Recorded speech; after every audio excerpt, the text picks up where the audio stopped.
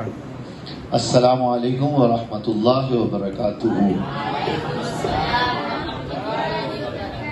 نحو میر کا ایک سبق ہے اسم کی تقسیم، وہ ہے تعداد کے اعتبار سے اسم کی ایک تقسیم ہے واحد، تثنیہ، جمع۔ اس سے پہلے بھی اسم کی تقسیم پڑھی ہم نے، وہ ہے جنس کے اعتبار سے مذکر اور مؤنث۔ پھر مؤنث کی بھی دو قسمیں ہوتی ہیں، مؤنث حقیقی اور مؤنث لفظی۔ تو آج ہم آتے ہیں اسم کی یہ تقسیم ہے عدد کے اعتبار سے۔ کس کے اعتبار سے؟ عدد کے اعتبار سے۔ جی، تو عدد کے اعتبار سے یاد رکھیں، اسم تو یا تو اس سے ایک چیز سمجھ آ رہی ہوگی، یعنی ایک کے لیے بولا جا رہا ہوگا، تو وہ ہوگا واحد۔ جیسے قلم، قلم یہ واحد ہے، ایک قلم۔ اور اگر ایسا لفظ ہے جو دو کے لیے بولا جا رہا ہے تو وہ ہو جائے گا تثنیہ۔ جیسے قلمان، تو قلمان کا معنی ہے دو قلم۔ اور اسی طرح یاد رکھیں قلمین، قلم اس کا معنی بھی ہے دو قلم۔ اچھا، اب یاد رکھیں یہ جو یہاں پر تثنیہ کی نشانی ہے، یعنی آپ کو عربی زبان میں کیسے پتہ لگے گا کہ یہ دو ہے یا ایک ہے؟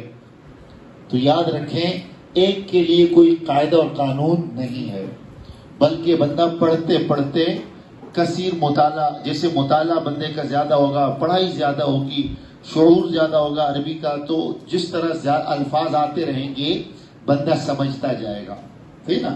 واحد کے لیے کوئی قانون نہیں ہے، تثنیہ کے لیے قانون ہے، نشانی موجود ہے۔ اگر یہ نشانی ہوگی تو وہ تثنیہ ہوگا۔ جیسے دیکھیں قلمان، اب یہاں پر یہ جو الف سے پہلے زبر ہے اور اس کے بعد نون ہے، یہ جو الف ما قبل مفتوح، الف مفتوح کا مطلب ہے اس کے اوپر زبر ہوگا، زبر والا۔ جیسے میم کے اوپر زبر ہے تو میم کیا ہو گیا؟ مفتوح، سمجھا؟ اسی طرح نون کیا ہو گیا؟ مکسور، کیونکہ نون کے نیچے کسرہ ہے زیر۔ تو الف ما قبل مفتوح اور اس کے بعد نون مکسور ہو تو یہ نشانی ہے اس بات کی کہ اس کا ترجمہ دو والا ہوگا۔ جیسے کتابان، اور ترجمہ ہو دو کتابیں، رجلان دو مرد۔ اسی طرح ایک اور نشانی ہے، وہ ہے کہ یا ساکن ما قبل مفتوح، یعنی اس سے پہلے والے پر زبر ہو، مفتوح اس سے پہلے والے پر زبر ہو، اور نون مکسور ہو، نون کے نیچے زیر ہو۔ یا ساکن اس سے پہلے زبر اور نون کے نیچے زیر ہو، تو یہ بھی نشانی ہے کہ اس کا ترجمہ بھی دو والا ہوگا۔ یہ بات سمجھ؟ تو تثنیہ کی نشانی موجود ہے کیا؟ الف ما قبل مفتوح اور اس کے بعد نون مکسور، یا ساکن ما قبل مفتوح اور اس کے بعد نون مکسور، تو یہ نشانی ہے کہ یہ بھی تثنیہ ہے۔ اچھا، اس کا معنی بھی ہے دو قلم اور اس کا معنی بھی ہے دو قلم، فرق ان میں کوئی نہیں ہے۔ صرف فرق کیا ہے؟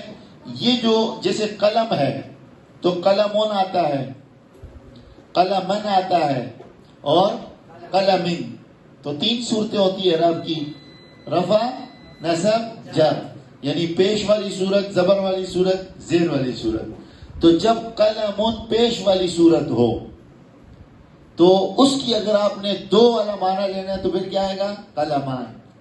تو یہ جو الف آتا ہے یہ سمجھو کہ یہ پیش والی صورت ہے، سمجھا؟ اور جو یا ساکن آتا ہے اس سے پہلے زبر ہو، یہ یا گویا کہ زبر اور زیر کی صورت ہے، یا تو یہ زبر والی صورت ہوگی،